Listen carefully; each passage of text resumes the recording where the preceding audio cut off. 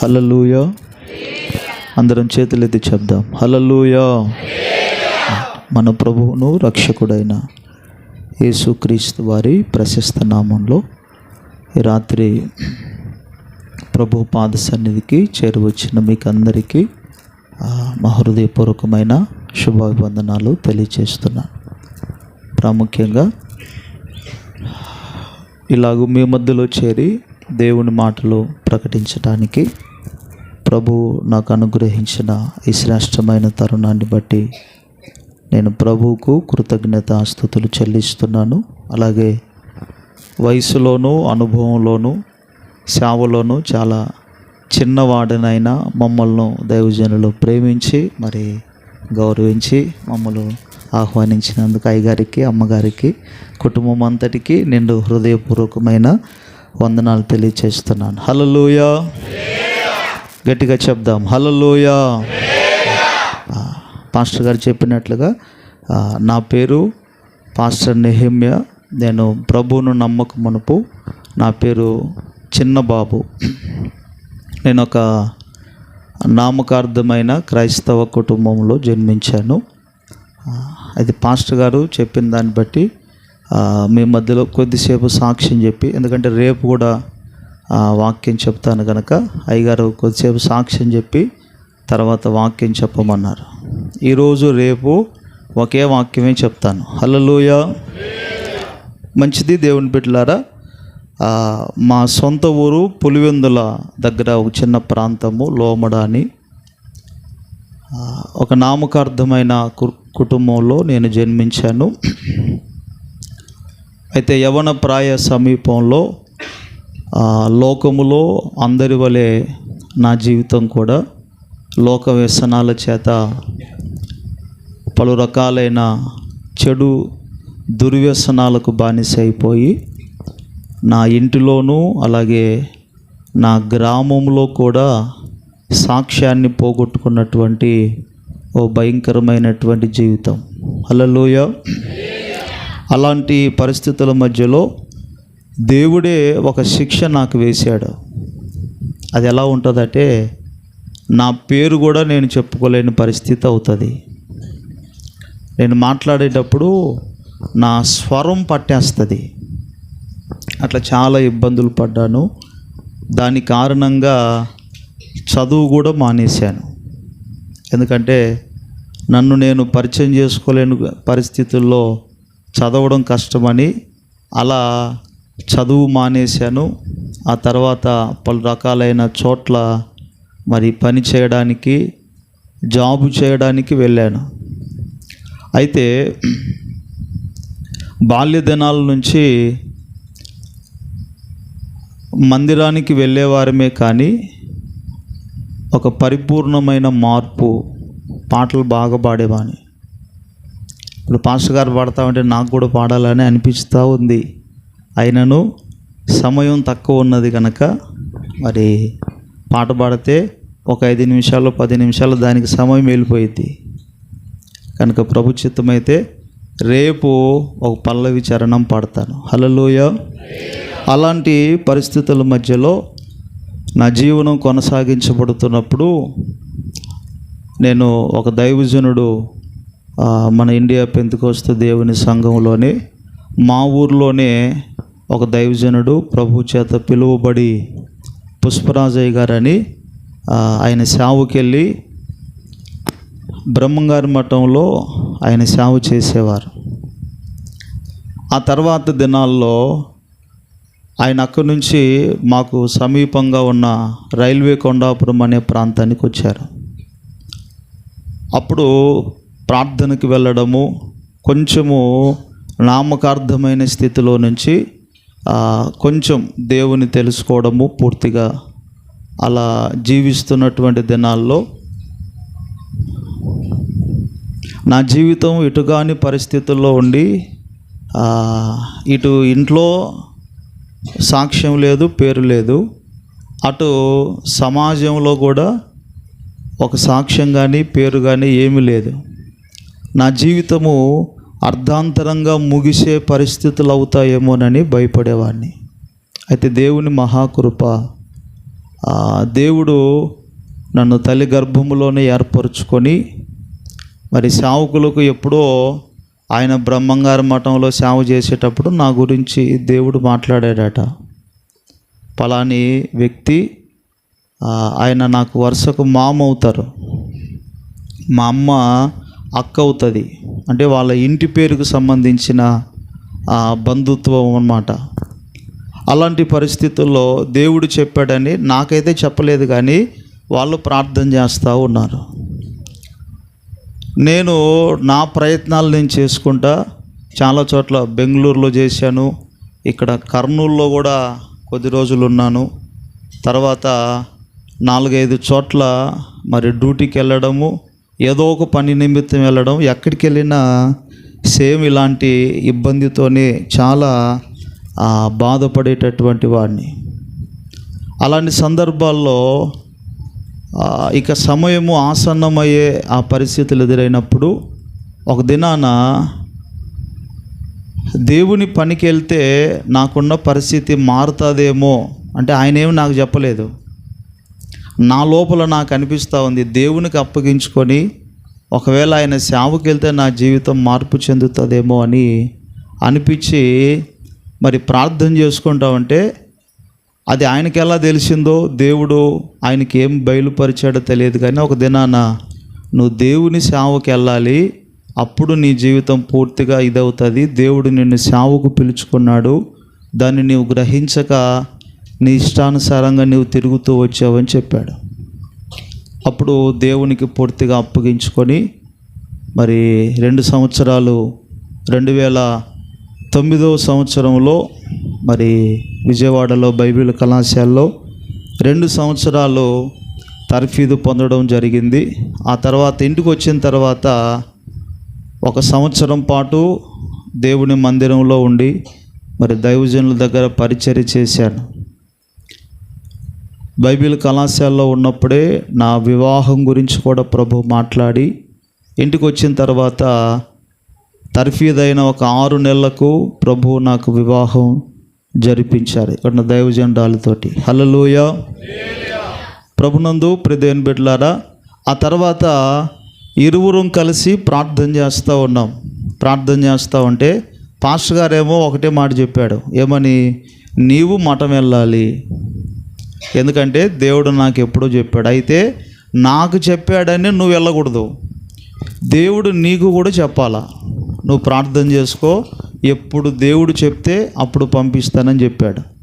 ఇరువురం కలిసి మోకరించి ప్రార్థన చేస్తూ ఉన్నప్పుడు దేవుడు ప్రవచనం ద్వారా మాట్లాడాడు, తర్వాత కళల ద్వారా మాట్లాడాడు, సేవకుల ద్వారా మాట్లాడాడు. దాన్ని ఆధారం చేసుకొని 2012వ సంవత్సరంలో మరి బ్రహ్మంగారి మఠానికి సేవా పరిచర్యకి వెళ్ళడం జరిగింది. హల్లెలూయా. ఆ ప్రాంత పరిస్థితుల్లో మరి ఆ పేరులోనే మీకు అర్థమై ఉంటుంది, అలాంటి చాలా క్లిష్టతరమైనటువంటి ప్రాంతం. ఎటు చూసినా అన్నీ భయంకరమైన చేతబడి అంటారు కదా, అలాంటివి, తర్వాత భయంకరమైనటువంటి పరిణామాలు. అలాంటి ప్రజల మధ్యలోనికి దేవుడు తీసుకెళ్ళాడు. ఒట్టి చేతులతో మేము వెళ్ళాం. అయితే దేవుని మహాకృప, ఎన్నో రకాల ఆటంకాలు, సమస్యలు, ఒక దినాన ఎదురైన పరిస్థితులను బట్టి సామాను సర్దుకొని ఇంటికి వెళ్ళిపోదాం అనుకున్నాం. అయితే దేవుడు మాట్లాడి బలపరిచి ఆయన సహాయం చేసి నిలువబెట్టాడు. దేవుని మహాకృప వలన ఒక 11 సెంట్ల స్థలం తీసుకోవడానికి ప్రభు సహాయం చేశారు. అంత మాత్రమే కాదు, కానీ ఒక మందిరాన్ని నిర్మించుకోవడానికి కూడా ప్రభువే కృప చూపించారు. ఆ స్థలం విషయంలోనూ మందిరం విషయంలోనూ మా చేతిలో ఉండి కొనలేదు, మా చేతిలో ఉండి మందిరం కట్టలేదు. హల్లెలూయా. దేవుని మహాకృప, దేవుడు ఆశ్చర్యకరంగా మరి మందిర నిర్మాణం జరిగించబడ్డానికి ప్రభు సహాయం చేశారు. అన్యుల ప్రాంతంలో బహుభయంకరమైన విగ్రహారాధన ప్రాంతంలో ప్రభువు నిలవబెట్టాడు. దేవుడు నిలవబెట్టకపోతే మా వల్ల నిలబడడం ఆ ప్రాంతంలో అసలు అయ్యే పని కాదు. నాటి నుంచి నేటి వరకు కూడా అనేకమైన పోరాటాలు, ప్రతికూలమైన పరిస్థితులు ఎదురవుతూనే ఉన్నాయి. అయితే దేవుని మహాకృప, దేవుడే వాటన్నిటి విషయాల్లో సహాయం చేస్తూ బలపరిచి నడిపిస్తూ ఉన్నారు. హల్లెలూయా. దేవుని బిడ్డలారా, మరి స్థలం విషయంలో ఎన్నో దినాలుగా ప్రభు సన్నిధిలో ప్రార్థన చేయగా దేవుడు మనవి ఆలకించి స్థలం ఇచ్చారు. తర్వాత మందిరపు పని కూడా ఎప్పుడు ప్రారంభించామంటే, మందిరపు పని కూడా బాగా కరోనా టైంలో ప్రారంభించాం. ఒక 2 సంవత్సరాలు పైబడి, ఎందుకంటే ఎవరిని కరోనా టైం కదా, అన్ని పనులు ఎక్కడెక్కడ ఆగిపోయాయి. కాబట్టి ఎవరు చేసేటోళ్ళు కూడా పెద్దగా లేరు.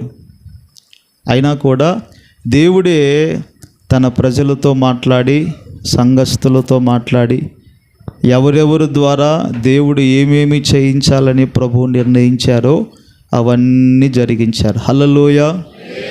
రూపాయి చేతిలో లేకుండా పని ప్రారంభించాము. దేవుడు ఆశ్చర్యకరంగా ఇప్పుడు అంతా లెక్క వేసుకుంటే ఇంచుమించు ఒక 20-30 వరకు దేవుడే సహాయం చేసి ఆ మండలంలోనే అనేకులు ఆశ్చర్యపడేటట్లుగా ప్రభు సహాయం చేశారు. స్తోత్రం. హల్లెలూయా. అలాగున ప్రభు నడిపిస్తూ ఉన్నారు. మరి గత దినాల్లో మరి దైవ సేవకులు, అయ్యగారులు కూడా మా మధ్యలోకి వచ్చారు. దేవుని మహాకృప వలన, వారి ప్రేమ వలన ఈరోజు మీ మధ్యలోకి రావడానికి ప్రభు మాకు సహాయం చేశారు. స్తోత్రం. హల్లెలూయా. ఇంకా మా కొరకు ప్రార్థన చేయాలని ప్రేమతో మనవి చేస్తూ ఉన్నాను. హల్లెలూయా. దేవుని వాక్యాన్ని కొద్ది నిమిషాలు మనం ధ్యానం చేసుకుందాం. మన ధ్యానాంశ నిమిత్తమై ఒక లేఖన భాగాన్ని గమనిద్దాం. యోహాను సువార్త 10వ అధ్యాయము 27 నుంచి 29 వరకు చదువుకుందాం. నా గొర్రెలు నా స్వరము వినును, నేను వాటిని ఎరుగుదును, అవి నన్ను వెంబడించును, నేను వాటికి నిత్య జీవమునిచ్చుచున్నాను కనుక అవి ఎన్నటికి నశింపవు. ఎవడును వాటిని నా చేతిలో నుండి అపహరింపడు. వాటిని నాకిచ్చిన నా తండ్రి అందరికంటే గొప్పవాడు గనుక నా తండ్రి చేతిలో నుండి ఎవడును వాటిని అపహరింపలేడు. చాలు. హల్లెలూయా. ప్రభునందు ప్రియమైన వారులారా, చదవబడిన లేఖన భాగాన్ని గమనిస్తే, యేసు ప్రభువారు శరీరధారుడుగా ఉన్నప్పుడు 2024 సంవత్సరాల క్రితం పరలోకాన్ని విడిచి భూమికి దిగి వచ్చినటువంటి దేవుడు, దేవుని రాజ్య సువార్తను ప్రకటిస్తున్నటువంటి దినాలలో ప్రభు తెలియచేస్తున్నటువంటి ఒక శ్రేష్టమైన మాట ఏమిటంటే, చాలా సంగతులు ఇందులో రాయబడుతున్నాయి, కానీ ఈ రాత్రి ఓ చిన్న మాట మీ ముందు పెట్టి నా మాటలు ముగిస్తాను. హల్లెలూయా. దేవుని బిడ్డలారా, ప్రభు చెప్తున్న మాట ఏమిటంటే, ఎవడును నా చేతిలో నుండి అపహరించడు. హల్లెలూయా. ఎవరిని ప్రభువు చేతిలో నుండి అపహరించరు అని మనం ఆలోచన చేసినట్లయితే, నా గొర్రెలు అనగా ఎవరు చెప్పాలి? రక్షించబడిన మనము, లేదా ప్రభువుని నమ్మిన మనము. ఆయన గొర్రెలట ఆయన చేతిలో ఉంటే ఎవడు కూడా అపహరించలేడు. ఇక్కడ మనం గమనించవలసిన సంగతి ఏమిటంటే, దేవుని చేతిలో మనం ఉన్నప్పుడట ఎవడు కూడా అపహరించలేడు. అపహరించడానికి మన చుట్టూ ఎప్పటికీ శత్రువైన సాతానుడు ఏం చేస్తూ ఉంటాడంటే, బైబిల్లో రాయబడుతుంది, ఎవడిని మృంగుదునో అని విరోధి అయిన అపవాది ఏం చేస్తున్నాడట, గర్జించు సింహములాగా తిరుగుచూ ఉన్నాడు. ప్రభు అంటున్నాడు, మీరు నా చేతిలో ఉంటే ఎవడు కూడా మిమ్మల్ని అపహరించలేడు. బైబిల్ చెప్తుంది, దొంగ దోచుకోవడానికి వస్తాడట, దొంగ నష్టం చేయడానికి వస్తాడు. అపహరించేవారు మేలు చేయడానికి ఎవరైనా వస్తారా? రారు కదా. అపవాది నష్టపరచడానికి, గాయపరచడానికి, లాక్కు వెళ్ళడానికి, దుఃఖము కలిగించడానికి, బలహీనపరచడానికి, సమస్యలనే వలయములోనికి లాక్కు వెళ్ళడానికి, దేవుని బిడ్డలారా, పచ్చగా ఉన్నటువంటి ఇంటిని ఒక రణరంగముగా మార్చడానికి సాతానుడట గర్జించే సింహములాగా తిరుగుతూ ఉన్నాడు. అయితే ప్రభు ఏమంటున్నాడంటే, మీరు నా చేతిలో ఉంటే ఎవడు కూడా మిమ్మల్ని అపహరించలేడు. తండ్రి ఈ గొర్రెలను నాకు అప్పగించాడు. ఈ గొర్రెలు నా చేతిలో ఉన్నంత కాలము ఎవరు కూడా అపహరించలేరని ప్రభువు జ్ఞాపకం చేస్తున్నట్లుగా ఈ రాత్రి వేళలో మనం గమనిస్తూ ఉన్నాం. హల్లెలూయా. దేవుని బిడ్డలారా, ఈ కూడికలు ఎందుకు ప్రభు ఏర్పాటు చేశారు సేవకుల ద్వారా అనంటే, ప్రస్తుత దినాలలో కూడా మనం గమనిస్తూ ఉన్నాం. శత్రువైన అపవాది ఎవరిని మింగుదామా, ఎవరిని వెనుకకు లాగుదామా, భక్తిలో నుండి, ప్రార్థనా జీవితంలో నుండి, పరిశుద్ధతలో నుండి, ఆత్మీయతలో నుండి, దేవుని కొరకై నిలబడాలన్న ఒక ఆ దృఢమైన నిశ్చయతలో నుంచి వెనుకకు లాగడానికి, అపహరించడానికి, ఏదో ఒక రకంగా బలహీనపరచడానికి శత్రువు ఇదిగో తిరుగుతూ ఉన్నాడు. అందుకొరకై దేవుడు ఏం చేశాడయ్యా అంటే, దేవుని బిడ్డలారా, తన సేవకుల ద్వారా ఈ కూడికలను ప్రభు ఏం చేశారు? ఏర్పాటు చేశారు. స్తోత్రం. ఎందుకు ఏర్పాటు చేశారు చెప్పండి? ఆయన చేతిలో ఉంచుకోవడానికి. ఆయన చేతిలో ఉంచుకున్నాం అనుకోండి, ఆయన చేతిలో మనం ఉన్నాం అనుకోండి, శత్రువు కాదు కదా, ఆ పైన ఇంకా ఎవరు వచ్చినా కూడా ప్రభు చేతిలో నుండి ఎవరు కూడా అపహరించేటటువంటి అవకాశము ఉండదు. దేవుని చేతిలో ఉండాలి మనం. దేవుని బిడ్డలారా, ఈనాడు చాలా కుటుంబాల్లో, చాలామంది జీవితాల్లో పలు రకాల పరిస్థితుల్లోనికి వెళ్ళడానికి గల కారణం ఏమిటయ్యా అంటే, దేవుని చేతిలో ఉండడం కంటే కూడా అనేకమైన వాటి చేతుల్లోకి ఈనాడు మనిషి వెళ్ళిపోతూ ఉన్నాడు, లోకంలోకి వెళ్ళిపోతున్నాడు. దేవుని బిడ్డలారా, ఈ మధ్య దినాల్లో కొత్తగా మొబైల్లోకి వెళ్ళిపోతున్నాడు, మొబైల్లోనికి వెళ్ళిపోతున్నారు. దేవుని చేతిలో ఉంటేనట ఎవడు అపహరించడానికి అవకాశము ఉండదు. దేవుడు తన రెక్కల నీడలో భద్రపరుచుకుంటాడు, తన కేడముతో కప్పుతాడు. శత్రువు దాడి చేయకుండా, శత్రువు లోనికి ప్రవేశించకుండా, వాడు ఏ కోణములో నష్టపరచడానికి వచ్చినప్పటికీ కూడా దేవుని బిడ్డలారా, ప్రభు ఏం చేస్తాడయ్యా అంటే తన రెక్కల నీడలో భద్రపరిచి సంరక్షించి కాపాడుతాడన్న సంగతి మనం ఎప్పటికీ కూడా మర్చిపోకూడదు అని దేవుని వాక్యంలో మనం గమనించవలసిన వారమై ఉన్నాం. హల్లెలూయా. ఈ లోకంలో చూడండి, ఎన్నో సంరక్షించే స్థలాలు ఉన్నాయి, ఎంతోమంది నడిపించేవారు ఉన్నారు, ఎంతోమంది కాపాడేవారు ఉన్నారు.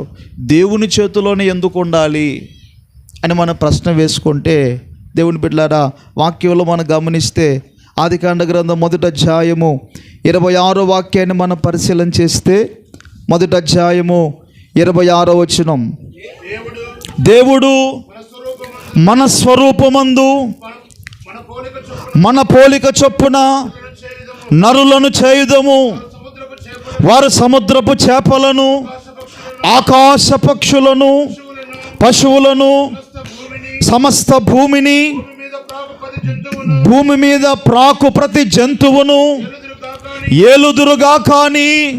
హల్లెలూయా.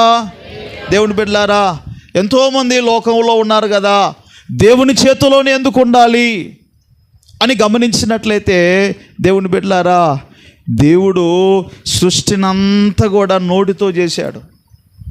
కలుగునుగాక అంటే కలిగింది. ఆకాశము భూమి కలుగునుగాక అంటే కలిగాయి. సముద్రము కలుగునుగాక అంటే కలిగాయి. జంతువులు, పక్షులు, కీటకాలు, జలచరాలు, దేవుని బిడ్డలారా, ఇలాగో ప్రతీదీ కలుగునుగాక అంటే కలిగాయి. కానీ ఒక మనిషిని ఎలా చేశాడు దేవుడు చెప్పాలి మీరు? తన స్వరూపమందు, ఇంకా తన పోలిక చొప్పున, ఇంకా అసలైన మాట రాలేదు. మట్టి తీసుకొని తన చేతులతో ఏం చేశాడట? బొమ్మగా తయారు చేసి. ఈ లోకంలో ఎంతోమంది కాపాడేవారు ఉండొచ్చు, కానీ వారి దగ్గరున్న ఏ స్థలములో ఉన్నా, ఎలాంటి భద్రతలో ఉన్నా, కాపాడడానికి ఎలాంటి పరిస్థితులు ఉన్నప్పటికీ కూడా కంటికి కనబడే పరిస్థితులు అయితే మనిషి కాపాడగలడేమో, కానీ అపవాది చేసే కార్యాలు ఎట్లుంటాయంటే అవి కంటికి కనబడవు. కొన్నిసార్లు చూడండి, కడుపు నొప్పి వస్తుంది, అయ్యా కడుపు నొప్పి వస్తుంది, హాస్పిటల్కి వెళ్తే డాక్టర్ మందు ఇస్తే ఆ మందు కడుపు నొప్పికి పనిచేయదు.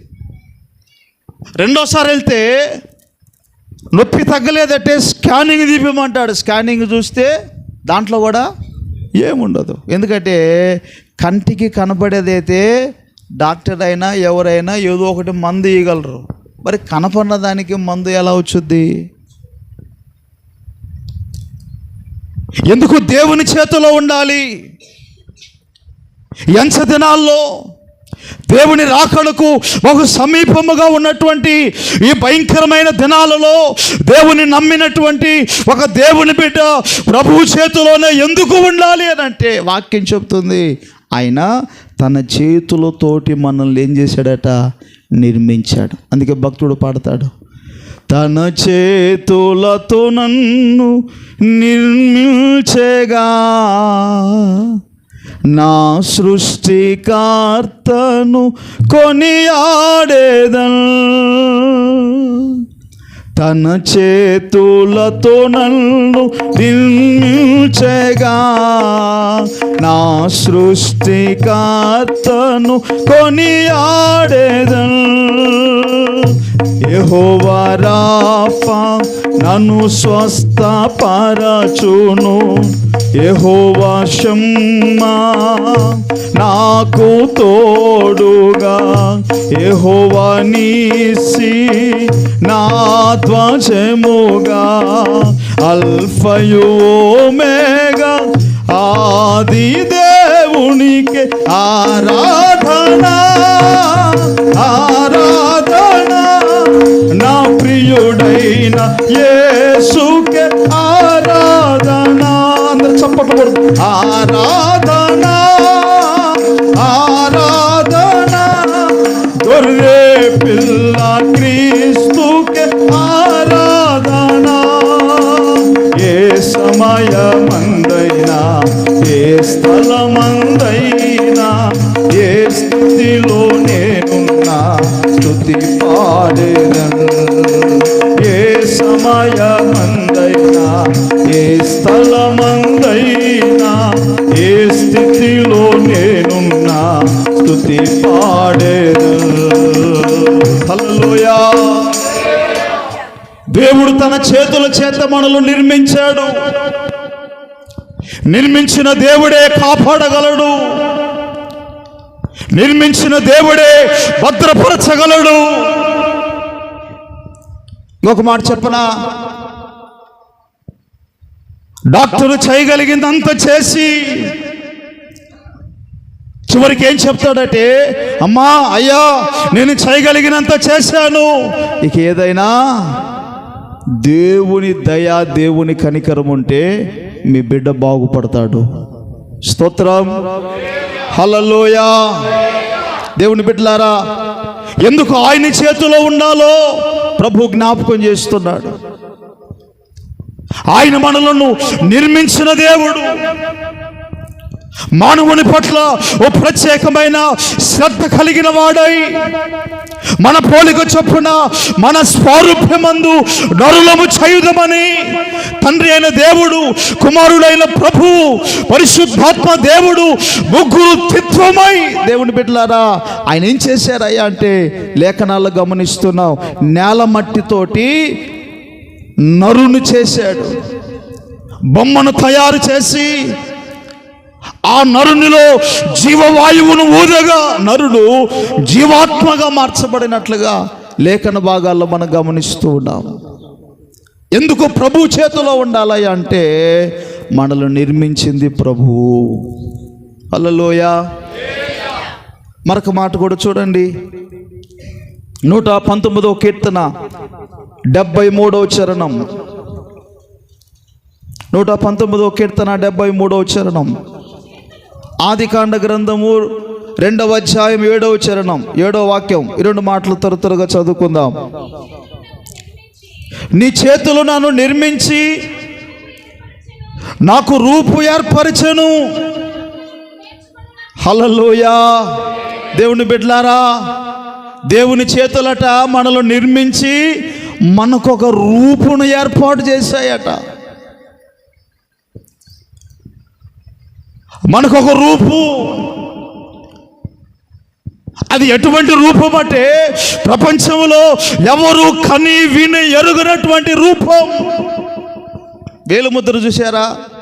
ప్రపంచంలో ఎంతమంది ఉన్నా ఒకరి ఏలుముద్రకు ఇంకొకరి ఏలుముద్రకు ఎప్పటికీ మ్యాచ్ కాదు. కారణం ఏమిటయ్యా అంటే మనుషులు చేసింది కాదు. స్తోత్రం. దేవుడు చేశాడు గనక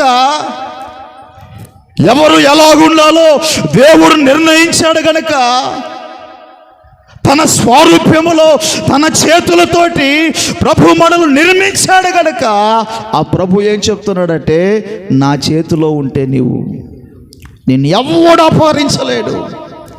నీకు రావలసిన దీవెన కానీ, నీకు రావలసిన క్షేమం, నీకు రావలసిన ఆశీర్వాదం ఎవడు దొంగిలించలేడు. హల్లెలూయా. ఆ దీవెన మీరు పొందాలనే, ఆ క్షేమం మీరు పొందాలనే, మీకు రావలసిన ఆ దీవెన దుష్టుడు లాక్కు వెళ్లకుండా మీరు పొందుకునేటట్లుగా చేయాలనే ఈ కూడికలో ప్రభు ఏర్పాటు చేశాడు. చప్పట్లు కొట్టి ప్రభుని స్తుతిద్దాం.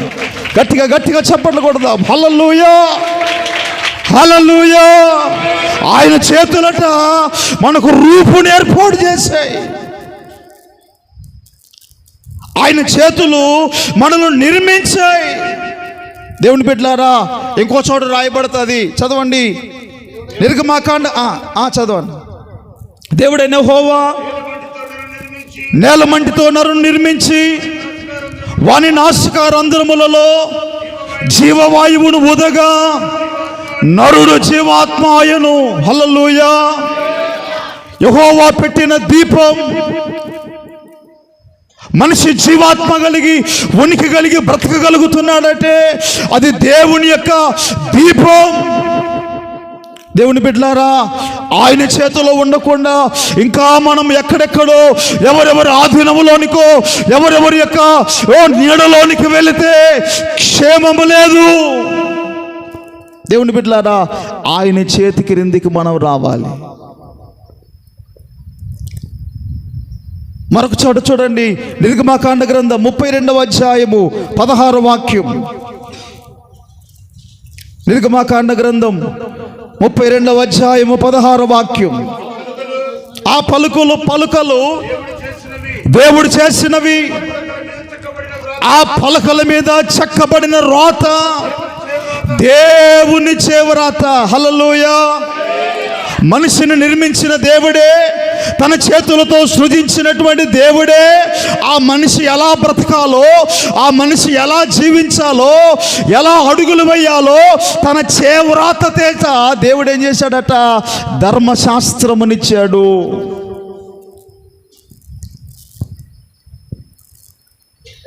దేవుని బిడ్డలారా, ప్రపంచంలో ఉన్న ఎక్కువ దేశాలలో ఎక్కువ శాతము వారి యొక్క చట్టాలు, వారి యొక్క రాజ్యాంగాల్లో వ్రాయబడినటువంటి సంగతులు బైబిల్ గ్రంథము నుంచి అనువదించబడిన లేదా బైబిల్ గ్రంథము భక్తులు చదివి దాన్ని తీసుకెళ్ళి మన దేశానికి ఈ పాయింట్ పెడితే బాగుంటుంది, మన దేశంలో ఇదిగో ఈ పద్ధతి పెడితే బాగుంటుందని లేఖన గ్రంథంలో రాయబడినటువంటి సంగతులను ఆధారం చేసుకొని చట్టాలు రాయబడ్డాయి. స్తోత్రం, హల్లెలూయా. తన చేవరాత చేత మనుషుల కొరకు దేవుడు గ్రంథములో లేఖనాల్లో దేవుని బిడ్డలారా ఆజ్ఞలను తెలియపరిచాడు. ఎలా బ్రతకాలో, ఎలా జీవించాలో, ఎలా మాట్లాడాలో, తల్లిదండ్రుల దగ్గర ఎలా మసులుకోవాలో, సమాజంలో ఎలా బ్రతకాలో, ఏ ప్రకారముగా అడుగులు వేయాలో, ఏది తప్పో, ఏది నేరమో, ఏది ఒప్పో, ఏది చేయాలో, ఏది చేయకూడదో సమస్తము కూడా తన చేవరాత చేత దేవుడు ఏం చేశాడంటే వ్రాసి పెట్టాడు. స్తోత్రం. చాలామంది దేవుని బిడ్డలారా తల్లిదండ్రులు బిడ్డలను కని కొంతమంది వాళ్ళు ఏం చేస్తారంటే కాలక్షేపానికి కానీ చెత్త కుండీలో పడేసిన వాళ్ళు కూడా లేకపోలేదు. లేరా? మగపిల్లోడు పుడితే అమ్మా ఉంచుకుంటారు, ఆడపిల్లలు వరుసగా పుట్టారనుకోండి కొంతమంది అలాంటి పరిస్థితుల్లోకి వెళ్ళిపోతున్నారు. కానీ నిర్మించిన ప్రభువు మనుషుని కొరకై సమస్తమును ఏర్పాటు చేసి ఆదాముతో అంటాడు, ఆదామా ఇదిగో ఈ తోట చెట్లలో ఉన్న సమస్తము కూడా నీవు తినవచ్చు, ఇందులో ఉన్న ప్రతి దానిని నీవు ఏలు. ఆదాము దగ్గరికి అన్నీ తీసుకొచ్చిన తర్వాత ఆదాము పేర్లు పెట్టాడట. పేర్లు పెట్టిన తర్వాత దేవుడు మరలా ఆలోచన చేశాడు. అన్నీ చేసిన తర్వాత దేవునికి ఏమైనా ఆలోచన వచ్చిందంటే, అరే అన్నిటికీ జతలు జతలు ఉన్నాయి, నా స్వరూప్యములో నేను నిర్మించుకున్న నరునికి ఒంటరిగా ఉన్నాడే, ఇతనికి సాటి అయిన సహాయం చేయాలని ప్రభు అతనికి గాఢ నిద్ర కలుగు చేసి ప్రక్కటి ఎముకలో ఒక ఎముకను తీసి అవ్వమ్మను సృజించినట్లుగా మనం గమనిస్తాం. దేవుని బిడ్డలారా ఈ రాత్రి ఎందుకు ప్రభు చేతిలో మనం ఉండాలి అని అంటే, శత్రువు చేత ఓడిపోకుండా, శత్రువు చేసే దాడుల నుంచి దేవుని యొక్క కౌగిటిలో భద్రపరచబడాలి అంటే ఖచ్చితంగా ప్రభు చేతిలో మనం ఉండాలి. ఎందుకు ఆయన చేతుల్లోనే ఉండాలి? ఈ లోకంలో ప్రొటెక్షన్ ఇచ్చేవి ఎన్నో ఉన్నాయి కదా అంటే, దేవుని బిడ్డలారా ఎన్ని ఉన్నా ఏదో ఒక దినాన చేతులు ఎత్తేస్తారు. కానీ ప్రభువు ఎందుకు ఎత్తడాయా అంటే ఆయన మనల్ని చేతులతో చేశాడు. రెండవదిగా మనం ఎలా బ్రతకాలో తన చేవరాతతోటి ఆయన దిశానిర్దేశం చేశాడు. ఇంకొక మాట కూడా చూడండి, మత్తయి సువార్త 11వ అధ్యాయము 28వ వచనం. 11వ అధ్యాయము 28వ వచనం. ప్రయాసపడి భారం మోసుకొనుచున్న సమస్త జనులారా నా యొద్దకు రండి అని నేను విశ్రాంతిని కలుగు చేస్తానని ప్రభు పిలుస్తా ఉన్నాడు. దేవుడి బిడ్డలారా ఎందుకు పిలుస్తున్నాడయ్యా అంటే నిర్మించిన ప్రభువును మర్చిపోయారు ఒకటి. రెండవది అన్ని సంగతులు బోధించి తెలియజేసి సమస్తము ఆజ్ఞలు చట్టం అంత ఇచ్చాడు కదా, ఆ చట్టానికి దూరం అయిపోయారు. మరలా ప్రజలు అపవాది యొక్క కాడి క్రిందికి వెళ్ళిపోయారు, భయంకరమైన జీవితాల్లోనికి వెళ్ళిపోయారు, వ్యసనాల్లోనికి, భయానకమైన పరిస్థితుల్లోకి వెళ్ళిపోయారు. దేవుని బిడ్డలారా అందుకనే ప్రభు పరలోకమును విడిచి ఆయన భూమి మీదకి దిగి వచ్చి సమస్త మానవాళిని పిలుస్తున్నాడు. ఏమని పిలుస్తున్నాడంటే, ప్రయాసపడి భారం మోసుకొనుచున్న సమస్త జనులారా నా యొద్దకు రండి, నేను మీకు విశ్రాంతిని కలుగు చేస్తానని చెప్తున్నాడు. యెషయా గ్రంథంలో రాయబడుతుంది, ఆయనట దినమంతా చేతులు చాపి మన కొరకు ఎదురు చూస్తూ ఉన్నాడట. స్తోత్రం, హల్లెలూయా. తండ్రి అయినా కొంచెము ఆయన పని మీద ఆయన ఉండి ఆయనకున్న బాధ్యతలను బట్టి బిడ్డల విషయంలో కొంచెం జాగ్రత్తగా ఉండకపోవచ్చేమో కానీ తల్లి అట యాలపొద్దు అవ్వగానే బిడ్డల కోసం ఎదురు చూస్తూ ఉంటుందట. కానీ బైబిల్ ఏం చెప్తుందంటే కొన్నిసార్లు ఆ తల్లి కూడా మర్చిపోతుందట. తల్లి అయినా మరుస్తుందేమో కానీ నేను మరువను అన్నాడు ప్రభు. అన్నీ చెప్పడానికి సమయం కుదరదని మీకు మామూలుగా చెప్తున్నా. నేను దేవుని మహాకృప వలన ఒక వర్తమానం ప్రభు ఇస్తే ఇప్పుడు చెప్పే వర్తమానం దగ్గర ఒక 4-5 నెలలు చెప్పాను నేను చర్చిలో. అంత చెప్పనీకి సమయం కుదరదు. ఈరోజు మీకు చెప్పేది అవుట్లైన్ మాత్రమే, ఇంట్రడక్షన్ మాత్రమే మీకు జ్ఞాపకం చేస్తున్నాను. స్తోత్రం, హల్లెలూయా. దేవుని బిడ్డలారా, ఆయన చేతులు చాచి మనల్ని పిలుస్తూ ఉన్నాడు. ఎందుకు ఆయన చేతిలోనికి మనం వెళ్ళాలి అని అంటే గనక ఆయన మనల్ని పిలుస్తున్నటువంటి దేవుడు. పిలిచి కల్వరి శిలువ పైన మన కొరకు 2 చేతుల్లో ఆయన మేకులు కొట్టించుకున్నాడు. స్తోత్రం, హల్లెలూయా. దేవుడి బిడ్డలారా, ఆయన తన చేతుల ద్వారా ఎన్నో కార్యాలు జరిగింప చేసినటువంటి దేవుడు. బైబిల్లో సువార్తల్లో మనం గమనిస్తాం, కుష్ఠవ్యాధి కలవారిని వారి ఊరి వారే తీసుకెళ్ళి ఊరు బయట పడేస్తారు. అలాంటి సందర్భాల్లో ఎవరు దగ్గరికి రారు, ఎవరు పట్టించుకునేవారు ఉండరు, ఎవరు మాట్లాడేవారు ఉండరు, ఇంత తిండి పెట్టేవారు ఉండరు. ప్రభు రాజ్య సువార్తను ప్రకటిస్తూ వెళ్తున్న దినాల్లో దేవుని బిడ్డలారా, అందరూ ఆయన దగ్గరికి వెళ్ళి ఆయన బోధ వింటూ ఉంటే ఈ కుష్ఠరోగి కూడా దగ్గరికి వెళ్ళిపోతే అందరూ చూచి కుష్ఠరోగి అపవిత్రం అని అందరూ లేచి ఆమెడ దూరం వెళ్ళిపోతే అప్పుడు ప్రభు ఆయన దగ్గరికి వెళ్తూ ఉంటే, అయ్యా నన్ను ముట్టుకోవద్దు,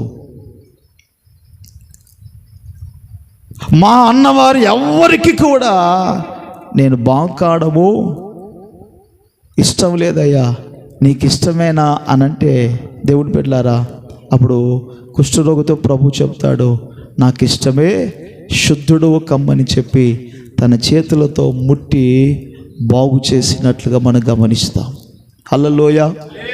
ఆయన చేతులతో ఎన్నో కార్యాలు ప్రభు చేశారు. పాడెను పట్టుకుంటే పాడెను ముడితే చనిపోయిన వారు లేచారు. దేవుని బిడ్డలారా, ఎందుకు ఆయన చేతిలో మనం ఉండాలంటే ఈ కడవరి దినాల్లో, భయంకరమైనటువంటి దినాల్లో, మొదటి వారు కూడా కడపటి వారుగా మారిపోయేటటువంటి ఈ దినాల్లో ప్రభు చేతిలో ఉండకపోతే చాలా నష్టపోయే ప్రమాదాలు ఉన్నాయి. ఆయన చేతిలో ఉంటే తన మెండైన కృపలో ఆయన భద్రపరుచుకుంటాడు. స్తోత్రం, హల్లెలూయా. దేవుని బిడ్డలారా, ఆయన తన చేతులతో మనల్ని నిర్మించాడు మొదటిగా. రెండవదిగా మనకు ఒక రూపుని ఏర్పాటు చేశాడు. మూడవదిగా మన కొరకు చేతులు చాపి ఆయన పిలుస్తున్నాడు. బాగా గమనించండి, మనకు బాగా ఎవరైనా సహాయపడితే లేదా మన దగ్గర ఏదైనా 10 రూపాయలు ఉందనుకోండి, అందరూ పిలుస్తారు, బంధుత్వాలు కలుపుకొని పిలుస్తారు. వీళ్ళు ఎవరో తెలుసా, మాకు దగ్గర, అసలు మాకు ఎంత ముఖ్యమే తెలుసా అంటారు. మన దగ్గర ఏమి లేదనుకోండి, ఎవరైనా పిలుస్తారా? ఆడ ఎదురైనారనుకోండి, ఈడ తప్పించుకొని వెళ్ళిపోతారు. ఎందుకని? డబ్బులు ఏమన్నా అడుగుతారేమో. కానీ ప్రభు ఎవరిని పిలుస్తున్నాడు చెప్పండి? ప్రయాసపడి భారం మోసుకొనుచున్న సమస్త జనులారా. భారం మోసేవారంటే కుటుంబ భారాలు ఉన్నాయి, అప్పుల భారాలు ఉన్నాయి, పాప భారాలు ఉన్నాయి, రకరకాలైనటువంటి భారాలు ఉన్నాయి. మనుషులకు చెప్పుకోలేక, ఒకవేళ ఎవరికైనా చెప్తే ఎగతాళి చేస్తారేమో, అందరికీ చెప్పి పరువు తీస్తారేమోనని ఎవరికీ చెప్పుకోలేక, లోపల పెట్టుకోలేక మదన పడేవారు ఎంతోమంది ఉంటారు.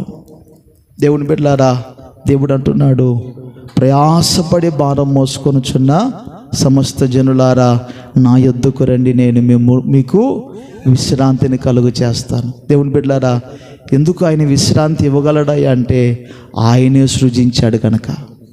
స్తోత్రం, హల్లెలూయా. ఎందుకంటే సృజించిన దేవునికి తెలుసు మనలో ఏ బాధ ఉందో, ఏ దుఃఖం ఉందో.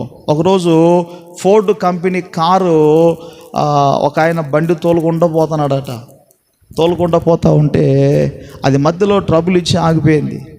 ఈ బండి గల అతను ఎంత ప్రయత్నం చేసినా, కొంచెం మెకానిజం తెలుసంట, అయినప్పటికీ కూడా ఎంత ప్రయత్నం చేసినా అది తయారు చేయడం అతని వల్ల కావడం లేదట. అలాంటప్పుడు ఆ మార్గం గుండా ఒక అతను వెళ్తూ ఉండి ఆ బండి చూసి ఆగి, ఏమైందయ్యా ఆయన అడిగితే, ఇట్లా బండి రిపేర్ వచ్చిందయ్యా అన్నాడంట. ఈయన అనుకున్నాడట, కారు అతను చూసి ఈయనకేం తెలుసు, ఈయనేమి చేయగలడు అని అనుకున్నాడట. ఆయన బానెట్ ఎత్తి ఒక వైర్ అట్లని ఇట్లా అన్నాడట, స్టార్ట్ చేయంటే స్టార్ట్ అయిపోయింది. అదేందయ్యా, నేను 10 సంవత్సరాల నుంచి కారు తోలుతున్నాను, ఎక్కడ ఏమి రిపేర్ ఉంటుందో నాకు తెలుసు, మరి నేనే చేయలేకపోయాను, నువ్వెలా చేసావయ్యా అంటే ఆయన అన్నాడట, బాబు ఈ కారును కనిపెట్టింది నేనే నాయన అన్నాడట. హల్లెలూయా. దేవుని బిడ్డలారంటే కనిపెట్టిన వాళ్ళకు దాని పరిస్థితి ఏందో తెలుసు. నిర్మించిన దేవునికి ఈ రాత్రి నువ్వు ఏ భారముతో ఉన్నావో, నువ్వు ఏ కష్టముతో ఉన్నావో, అపవాది ఏ కోణములో నేను వెనుకగా లాగడానికి ప్రయత్నం చేస్తున్నాడో, నీ కన్నీటికి కారణానికి ఏ విషయంలో ఆటంకపరిచి వెనుకగా లాగుతున్నాడో ప్రభు తెలుసు. అందుకే తన చేతులతోటి ఆయన పిలుస్తా ఉన్నాడు, రా నా యొద్దకు, నా చేతిలోనికి రా, నా రెక్కల నీడలోనికి రా, నేను నీకు విశ్రాంతిని కలుగ చేస్తాను. దేవుని బిడ్డలారా, తన చేతులతో నిర్మించాడు. తన చేతులతో మనం ఎలా బ్రతకాలో దిశానిర్దేశం చేశాడు. ఆ చేతులతోనే రమ్మని పిలుస్తున్నాడు. దేవుని బిడ్డలారా, ఇప్పుడు అదే చేతుల్లో మన కొరకు మేకులు కుట్టించుకున్నాడు. స్తోత్రం, హల్లెలూయా. దేవుని బిడ్డలారా, అదే చేతులతో మన కొరకు మేకులు కొట్టించుకున్నాడు, కాళ్ళల్లో మేకులు కొట్టించుకున్నాడు, నిలువెల్లా గాయపరచబడ్డాడు. అరికాలు మొదలుకొని నడినెత్తి వరకు గాయము లేని స్థలం అంటూ లేదు. ఒక భక్తుడు చెప్పాడు, ఇంచుమించు ఆయన దేహంలో గాయాలట 5,000 పైబడి ఉన్నాయట. ఎన్ని గాయాలు? 5,000 పైబడి. మనకు చిన్న ముళ్ళు గుచ్చుకుంటే తట్టుకోలేము. దేవుని బిడ్డలారా, అలాంటిది ప్రభువు మన కోసం ఎందుకు అంత గాయపరచబడ్డాడయ్యా అంటే, ప్రాణము పెట్టునంతగా ఎందుకు గాయపరచబడ్డాడు, ప్రాణాలే మన కొరకు ఎందుకు అర్పించాడయ్యా అంటే, మనలను నిర్మించిన దేవుడు కనుక. స్తోత్రం, హల్లెలూయా. దేవుని బిడ్డలారా, ఆయన చేతి క్రిందికి మనం రాగలిగితే దేవుడు అనేకమైనటువంటి కార్యాలు జరిగిస్తాడు. యెషయా గ్రంథం 49వ అధ్యాయము 16వ వాక్యం, చూడుము అరచేతుల మీదనే, హల్లెలూయా, దేవుడు ఆయన అరచేతుల్లో మనల్ని చెక్కుకున్నాడు. ఇంకొక మాట కూడా చదవండి, ఇర్మీయా గ్రంథం 18వ అధ్యాయం 6వ వచనం, 18:6, ఇశ్రాయేలు వారలారా, ఈ కుమ్మరి మంటికి చేసినట్లు నేను మీకు చేయలేదా? ఇదే యెహోవా వాక్కు. జిగటమన్ను కుమ్మరి చేతిలో ఉన్నట్లుగా ఇశ్రాయేలు వారలారా, మీరు నా చేతిలో ఉన్నారు. హల్లెలూయా. దేవుని బిడ్డలారా, కుమ్మరి ఒక పాత్రను తయారు చేయడానికి మట్టి తీసి ఆ సార మీద పెడతాడు. దాని మీద పెట్టినప్పుడు ఒకరోజు పోయిందని దాన్ని పక్కనేయడు, మరలా దాన్ని ఏదో ఒక పాత్రగా, విలువైన పాత్రగా, ఉపయోగకరమైన పాత్రగా అది తయారయ్యే వరకు దాన్ని విడిచిపెట్టాడు. అలాగే ఎన్నోసార్లు దేవుని బిడ్డలారా, మన జీవితాల్లో త్రొట్టిల్లుతున్న, జారిపోతూ ఉన్న ప్రభు తన చేత్తో మరలా పట్టుకొని మరలా సారి మీద పెట్టి మనల్ని ఎప్పటికప్పుడు బలపరచడానికి ఇష్టపడుతున్నాడు. అయితే ఆయన కోరుతున్నది ఏమిటయ్యా అంటే ఆయన చేతి నీడలోనికి మనం వెళ్ళాలి. స్తోత్రం, హల్లెలూయా. ఎందుకు వెళ్ళాలి అని అంటే ఒక 4 విషయాలు మనం విన్నాం. 1, ఆయన తన చేతులతో మనల్ని నిర్మించాడు. 2, ఆయన స్వరూపముగా మనల్ని చేశాడు. 3వదిగా మనం ఎలా బ్రతకాలో దిశానిర్దేశము చేశాడు. 4వదిగా తన చేతులతో ఎన్నో కార్యాలు మన జీవితాల్లో చేశాడు. హల్లెలూయా. ఇప్పుడు మిమ్మల్ని అడిగాను అనుకోండి, అమ్మ మీరు ఎలా వచ్చారు దేవుని దగ్గరికి అంటే, అయ్యా పలానప్పుడు మా పరిస్థితి ఎలా ఉండేది, పలానా అనారోగ్యము, పలానా అపవాది చేత పీడించబడేవారు, మా పరిస్థితులు ఎలా ఉండేవి, ఇదిగో దైవ సేవకులు ఈ ప్రాంతానికి దేవుడు నడిపించి వారి ద్వారా వారిలో నుండి దేవుడు మాకు గొప్ప మేలు చేసి ఈ మందిరంలో పెట్టాడయ్యా అని చెప్తారు. అంతే కదా? నేనేమన్నా తప్పు చెప్తానా అమ్మా? అంతే కదా? హల్లెలూయా. తన చేతులతోటి ఆయన ఎన్నో కార్యాలు చేశాడు, చేస్తున్నాడు, చేస్తాడు కూడా. స్తోత్రం. 5వదిగా మనల్ని తన అరచేతిలో ఆయన చెక్కుకొని ఉన్నాడు. 6వదిగా దేవుని బిడ్డలారా మన కొరకు ఆయన సమస్తము దారపోసాడు. స్తోత్రం. అయితే ఆయన చేతిలోనికి మనం వస్తే దేవుడు ఏం చేస్తాడో త్వరగా ఒక 4-5 మాటలు చెప్పేసి నా మాటలు ముగిస్తాను. ఒక 10 నిమిషాలు టైం ఉంది, 10 నిమిషాలు చెప్పేసి ముగించేస్తాను. గమనించండి, 23వ కీర్తన 3వ చరణం. ప్రభు చేతిలో మనం ఉంటే మన జీవితాల్లో దేవుడు ఎలాంటి కార్యాలు జరిగిస్తాడో చూద్దాం.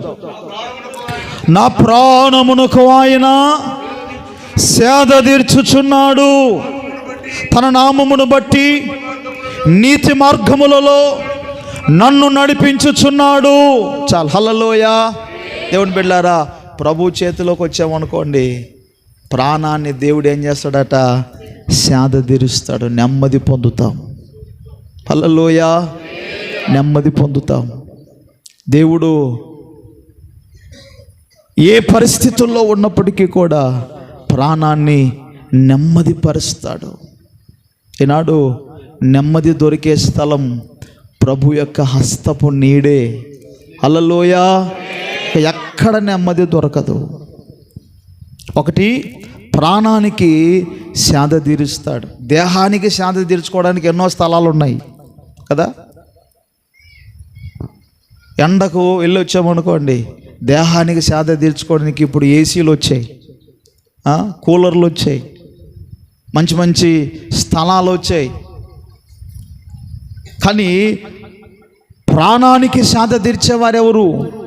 ఆలోచన చేయాలి. ఆయన చేతి క్రిందికి వస్తే ప్రాణానికి నెమ్మదిస్తాడు. సేద తీర్చుకునే ఆ శ్రేష్టమైన కృప దేవుడు ఇస్తాడు. స్తోత్రం. 2వదిగా చూడండి, 4వ చరణం అందులోనే,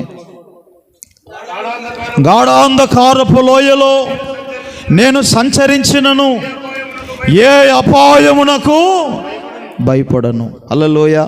1, ఆయన దగ్గరికి రాగానే, ఆయన చేతి కిందికి రాగానే దేవుడు ఏం చేస్తాడంటే ప్రాణానికి నెమ్మదిని ఇస్తాడు. 2వది ఏమిటాయి అంటే, గాఢాంధకారపు లోయలో నేను సంచరించిన ఏ అపాయానికి భయపడను. అంటే దాని అర్థం ఏమిటి? నేను వెళ్ళాల్సిన చోటికి వెళ్ళాను కనుక ఇక ఏ పరిస్థితి అయినా సరే, అనారోగ్యమైన, ఆర్థిక ఇబ్బందులైనా, ప్రతికూల పరిస్థితి అయినా, శత్రువు దాడి అయినప్పటికీ కూడా నేను భయపడను అంటాడు. అంటే కారణం ఏమిటయ్యా అంటే, ఆయన చేతి క్రిందికి వస్తే గనక దేవుడు ఏ పరిస్థితికైనా భయపడకుండా ధైర్యంగా నిలబడేటట్లుగా చేస్తాడు. స్తోత్రం. హల్లెలూయా. ఏది జరిగినా దేవుడు ఉన్నాడు. నేను దేవుని ఆధీనంలో ఉన్నాను, దేవుని చేతి క్రిందల నేను ఉన్నాను, నా దేవుడు నా పక్షమున ఉన్నాడనే ఒక ధైర్యాన్ని ప్రభు కలిగింప చేస్తాడు. అందుకని ఈ భక్తుడు అంటున్నాడు, దేవుని బిడ్డలు, ఆయన రాజుగా ఉన్నా, సింహాసనం మీద కూర్చున్నా, సింహాసనం మీద ఉంటే ఈ ధైర్యం ఆయనకి రాలేదు. ఎక్కడి నుండి వచ్చింది? దేవుని చేతి క్రిందికి వెళ్తే అప్పుడు అంటున్నాడు, నా ప్రాణమునకు ఆయన సేద తీర్చుచున్నాడు. సేద తీరే స్థలాలు రాజుకు ఎన్నో ఉంటాయి, కానీ అవేవి ఆయన ప్రాణానికి సేద తీర్చలేకపోయాయి. రెండవదిగా అంటున్నాడు, గాఢాంధకారపు లోయలో నేను సంచరించిన ఏ అపాయానికి భయపడను, ఎందుకంటే నీ దుడ్డు కర్ర, నీ దండము నన్ను ఆదరిస్తుంది. స్తోత్రం, హల్లెలూయా. ప్రభు చేతి క్రిందికి మనం వస్తే, ఒకటి, ప్రాణానికి సేద తీర్చబడతాం. రెండు, ఏ పరిస్థితులు వచ్చినా భయపడే పరిస్థితిలోనికి దేవుడు తీసుకెళ్ళాడు, ధైర్యముతో నింపుతాడు. మూడవదిగా ఆదరిస్తాడు, ధైర్యపరుస్తాడు. నాలుగవదిగా చూడండి, 139వ కీర్తన 10వ చరణం. నీ చేయి నన్ను నడిపిస్తుంది, నీ కుడి చేయి నన్ను పట్టుకొనును. హల్లెలూయా. దేవుని బిడ్డలారా, ఆదరించడం మాత్రమే కాదు, నా కుమారుడా, నా కుమార్తె, ఇదిగో ఇంతవరకు నీవు నడిచి ఎన్నో ఇబ్బందులకు, ఎన్నో రకాల పరిస్థితులు గుండా నష్టపోయావు, బాధపడ్డావు, కన్నీరు కార్చావు. ఇది మొదలుకొని నేను నడిపిస్తానని దేవుడు మన చేయి పట్టుకొని నడిపిస్తాడు. స్తోత్రం, హల్లెలూయా. ఒకటి, ప్రాణానికి సేద తీరుస్తాడు. రెండు, ఏ పరిస్థితి వచ్చినా కూడా భయపడకుండా చేస్తాడు. మూడు, ఆదరిస్తాడు. నాలుగు, చెప్పాలి మీరు, నాలుగు, చెయ్యి పట్టి నడిపిస్తాడు. ఐదవదిగా చూడండి, త్వరగా 23వ కీర్తన 2వ చరణం, 5వ చరణం. పచ్చిక గల చోట్లను ఆయన నన్ను పరుండజేయును, శాంతికరమైన జలముల యొద్ద నన్ను నడిపించుచున్నాడు. హల్లెలూయా. దేవుడు చేయి పట్టుకొని నడిపించాడు అనుకోండి, ఇంక అప్పటి నుంచి ఎట్లుంటుందయ్యా అంటే సమృద్ధైన ఆశీర్వాదముతో నింపబడతాము. స్తోత్రం, హల్లెలూయా. అని ఆయన అంటున్నాడు కదా, ఇదిగో పచ్చిక గల చోట్ల ఆయన నన్ను పరుండజేయుచున్నాడు, శాంతికరమైన జలముల యొద్ద నన్ను నడిపించుచున్నాడు. పచ్చికైనా జలములైనా దేని గుర్తు? సమృద్ధికి, ఆశీర్వాదానికి గుర్తు. గొర్రెలు కాసుకునేటోళ్ళు ఎక్కడ ఎడారిలోకి తీసుకుపోతారో చెప్పండి అమ్మ? గొర్రెల్ని ఎక్కడ తీసుకెళ్తారు? పచ్చిక ఎక్కడ పచ్చగా ఉందో అక్కడ తీసుకెళ్తారు. ఎందుకని?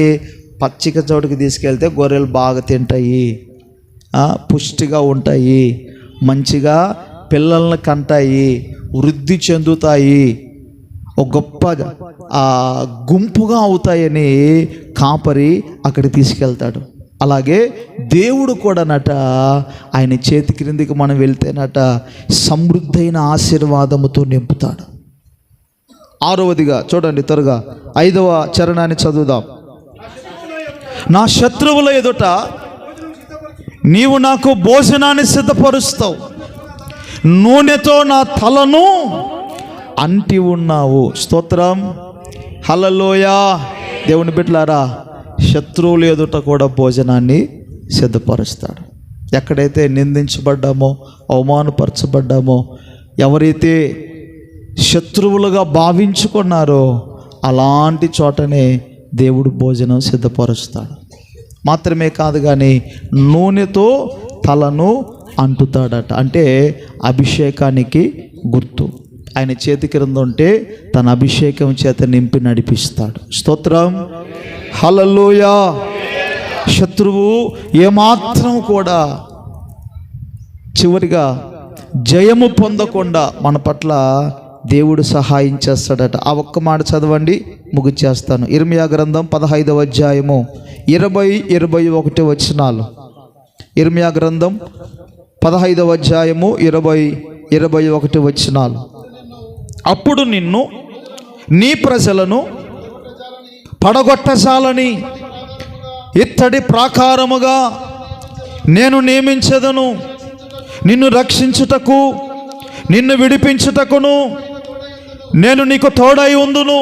కనుక వారు నీ మీద యుద్ధము చేయుదురు గాని నిన్ను జయింపకపోవుదురని యెహోవా సెలవిచ్చుచున్నాడు. హల్లెలూయా.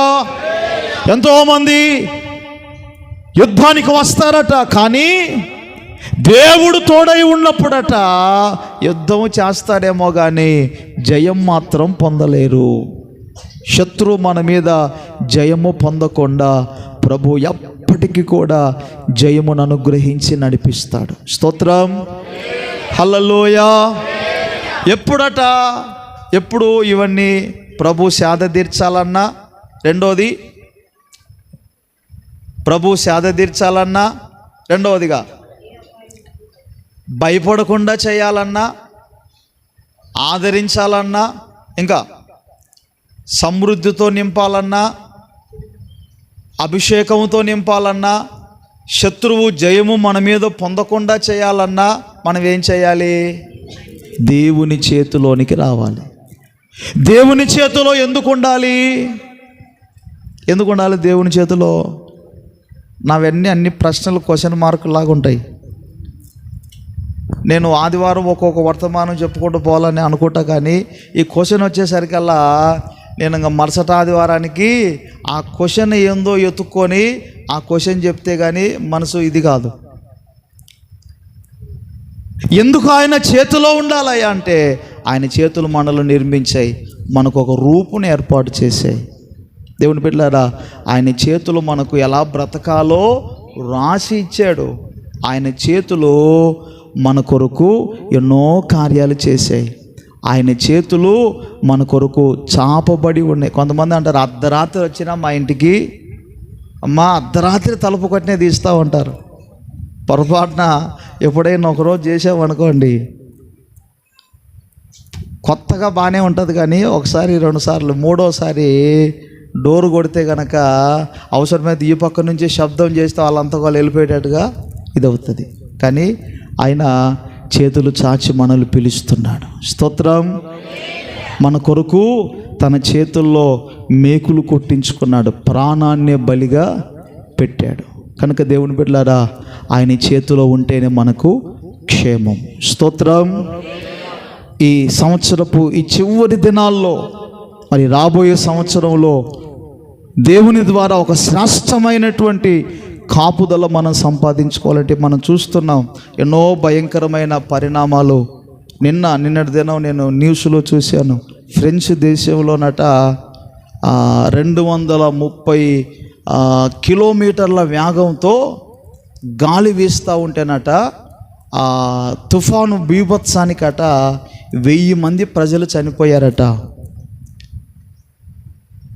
1000కి పైబడి గృహాల మీద ఉన్నటువంటి పైకప్పులన్నీ గాలికి కొట్టుకొని వెళ్ళిపోయాయట. అంటే రాబోయే దినాలు చాలా భయంకరంగా ఉన్నాయి. కానీ ఆయన చేతి క్రింద ఉంటే మనం సురక్షితంగా ఉండగలుగుతాం. స్తోత్రం.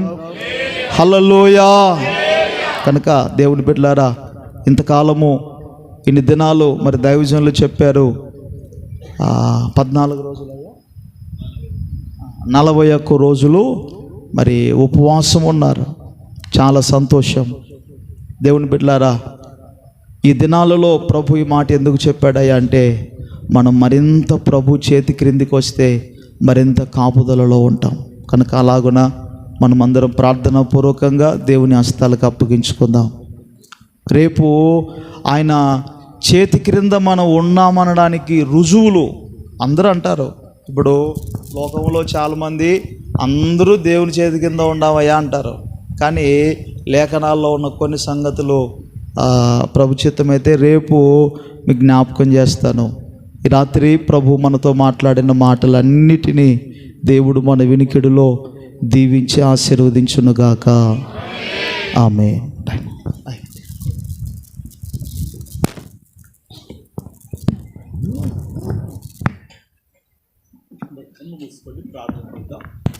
Praise lord.